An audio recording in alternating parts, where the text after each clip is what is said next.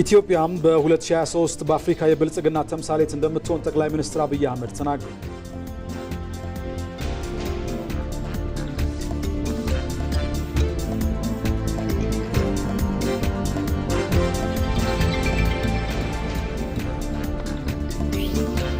ያለፉ ቁርሾችንና ልዩነቶችን በውይይት እንዲሁም በምክክር መፍታት እንደሚገባ ተጠቆመ።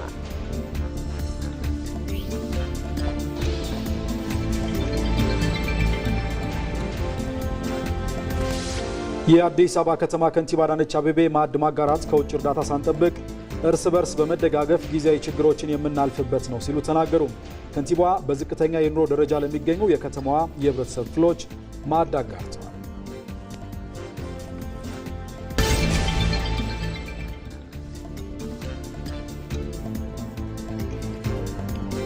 የኢትዮጵያ የባህር በር ጥያቄ ምላሽ እንዲያገኝ ሁሉም ዜጋ በትብብርና በብሔራዊ ስሜት እንዲሰራ የቀድሞ የኢትዮጵያ ጦር ኃይሎችና ፖሊስ ሰራዊት ማህበራት ህብረት ጥሪ ያቀረበ።